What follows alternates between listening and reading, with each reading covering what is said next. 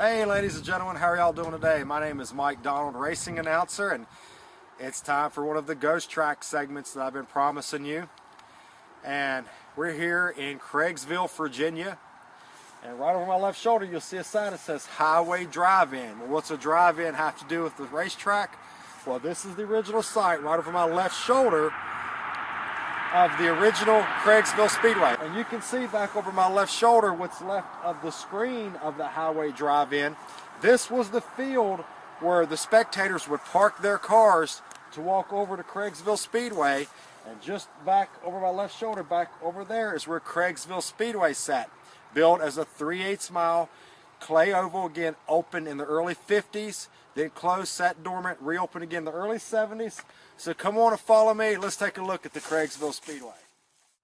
All right, ladies and gentlemen, made it back here to the site of Craigsville Motor Speedway, and now we're in the dirt with Mike because we're right here on the dirt, the clay banking of turns 1 and 2 at Craigsville Motor Speedway. Now, class is going to be in session here for a couple of minutes. I'm going to give you a little history lesson here for a couple of minutes on Craigsville Motor Speedway. Then we're going to take a very nice tour, good lengthy tour, and show you the sights of this, which once was a great racetrack in the early 70s. I am standing on the remnants of turns 1 and 2 at Craigsville Speedway. This is some actual guard railing. Still here. I found it. It was laying right here. You can see the outside guardrail posts, but there's some planking of the guardrail. You can see the banking that I'm on. This is the outer edge, the berm. It drops off. But I'll walk out here. You see the banking. This is turns 1 and 2. Now, the Craigsville Speedway, it was opened in the early 1950s by a gentleman named Bobby Johns. He built it as a 3/8 mile Trioval, clay Trioval, and he ran the track for about 4 or 5 years and closed it down, and it sat dormant for quite a few years. And then in 1970, a gentleman by the name of Clyde Harris. Now, Clyde Harris had been very influential in the racing industry at that time. Clyde Harris was a primary scorer at Eastside Speedway. He had been a scorer at the Devil's Bowl Speedway, Winchester Speedway, Natural Bridge Speedway. He'd been a flagman at Devil's Bowl Speedway.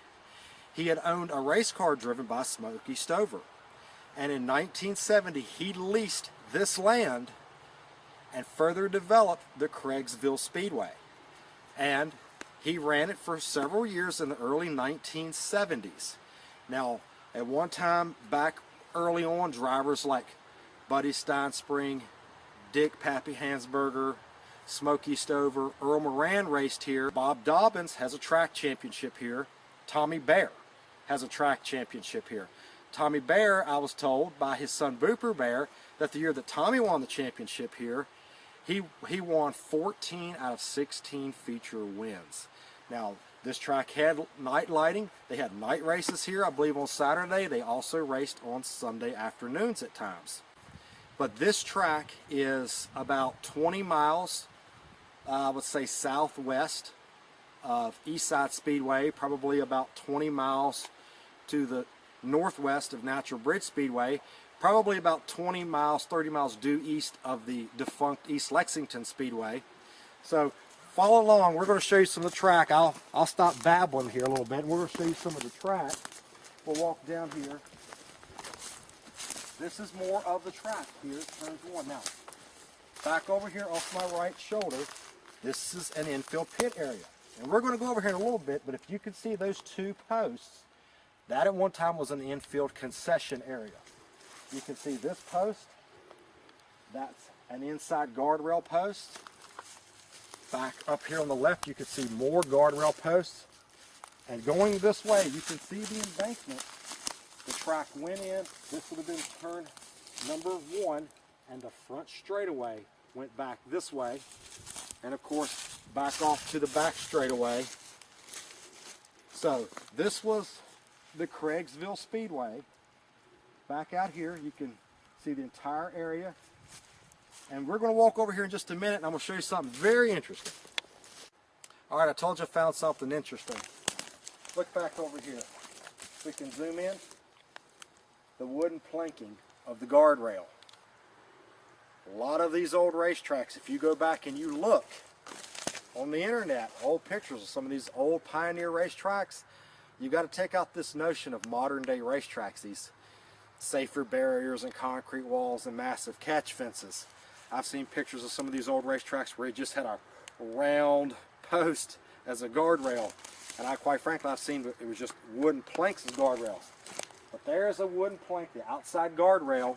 Back down this way is the front straightaway. And of course, the flag stand and everything is down here further. We'll show you that in a little bit. But look off here to your left, which is my right. This is where you can see the banking. It started, and back further down, there's the banking. But that's turns 1 and 2 going off to the backstretch. All right, ladies and gentlemen, Mike Donald back here at the Infield pit area of the Craigsville Motor Speedway here in Craigsville, Virginia. Now I want to show you these two posts. These are the remnants of what was an Infield concession area. The concession stand long gone, but these two posts, you look up here on this one post, you see some electrical wiring. Now, Clyde Harris that we talked about, who was the promoter who leased this land, of course, I talked about the different tracks that he'd worked at. Now, he remembers back in the late 60s at Eastside Speedway, he says he can recall if a race car would hit a light pole, the entire lighting system would go out. So when he came in here and put his lighting system on, he was very proud of the fact that he had put it on 3 separate circuits. So he was going to make sure we had lights back here at Craigsville Speedway. Now, what I thought was interesting right here at this concession stand, how about the old lid of a beverage can? Remember, I mean, if you were born in the 80s or 90s, you don't remember this. I guess I'm telling my age. Remember the old kind of, you just pulled the tab off? Well, I found one right here in front of the concession area. So this couldn't be a Pabst Blue Ribbon top. No, this is at a racetrack. Got to be an old Pepsi can or Coke can or something. But I thought that was interesting. It was lying right here at the old concession area. Now you can look down. That's more of the Infield pit area. And back off that way would have been turns 3 and 4. And we'll show you that in a little bit as well. But here we are in the Infield concession area, or Infield pit area right here at the concession stand. Okay, ladies and gentlemen, now we're here on the site. As you know, we've been doing this tour here at Craigsville Speedway. Well, now I'm standing just off, which would be your left, off of the front stretch. We're going to show that here in just a second, but we'll pan up here to your left, my right, and there are some remnants of some of the old bleachers here at Craigsville Speedway. You can see the main support runners going up, and then the cross bleachers there and there. And there are remnants of these bleachers all down along this banking. Now, I was told that the bleachers actually went all the way down to the straightaway. Now, you can see this post.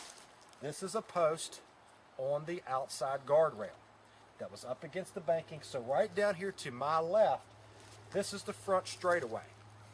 Now, I was told at one time the bleachers that we showed came all the way down, and now it looks like there's an access road cut in here, possibly for the landowners now, hunters possibly, where they can access. And you can see recent tracks, but perhaps the bleachers went all the way down. Now, we'll go forward here. Now, we're going to take you on a little walking tour, so be careful. Watch your step. It's wet out here. Here's some more of the posts, the outside guardrail posts. And here, I don't know if you can make it out, right here. This is some of the old wooden guardrail. There's some more of the old wooden guardrail right back there. And we'll give you a better shot of that in a little bit. But we can pan straight down here to my left. This is the front straightaway. The front straightaway right here at Craigsville Speedway. All right, we'll continue the field trip a little bit. Come on along with us. Here's more of a shot of the outside guardrail post on the outside of the front straightaway. Again, the front straightaway's down here. You can look over here. You see more boarding right there, back the old remnants of the bleachers, the grandstands here at Craigsville. Now we're going to show you something that you're going to be very interested in seeing right up here on my left. come on along. As you can see, a lot of water here. We're going to give you a close-up. The remnants of the flag stand. That's right, this is the flag stand here at Craigsville Speedway. Here's a guardrail post, but if you look real close, right there, there's the platform that the flagman stood on. This is the structure, the metal structure of the flag stand as it overlooked the front straightaway. You can see back over there, that clearing where the sun is shining, that would have been the infield pit area. Now, how about some very interesting news? Who were some of the flagmen here at Craigsville Speedway? Well, after Smokey Stover and Buddy Steinspring had retired, Clyde Harris, the promoter of Craigsville Speedway, had those drivers perform flagging duties here at Craigsville Speedway. So, here's where Smokey Stover and Buddy Steinspring would have stood to do flagging duties at Craigsville Speedway. And again, back over my right, you see more of the outer guardrail post, the banking, the front straightaway. All right, come along and we'll show you some more. All right, here we are on the front straightaway. I know this doesn't look much like a racetrack, but you got to remember, this is sat dormant for 40, nearly 50 years. We're on the, well, what's left of the front straightaway. It's grown up, it's very thick. Back off behind me would have been back toward turns 3 and 4. And if you think sitting there looking on your screen directly behind you would have been going back to turns 1 and 2. Over here there's an infield, or an inside guardrail post right there. Now remember when I was up on the access road, I told you I was going to give you another look at that outside guardrail. Well, be careful here, watch your step. All right, now we're walking up here. And of course, this track a lot wider than what the Red Bank Speedway was. Of course, we did that Red Bank Speedway ghost track segment a few months ago. But remember in an earlier segment, when I was up on the outside access road, well, right up there is where I was kneeling down, and I was pointing to that guardrail. And I just told you I'd give you a better look. Don't know, but back there, there's the posts and some planking of the guardrail. And of course, that outside guardrail would have been right up against that bank, and that would have been the bleachers. And of course, here on the front straightaway, this would have been going off into turn number 1. All right, now, ladies and gentlemen, where I'm standing now would have been the exit. Off to my right, we're actually standing on the track. This would have been the exit of turn number 4. Back off to my left. Now, you see all this very thicket of trees here.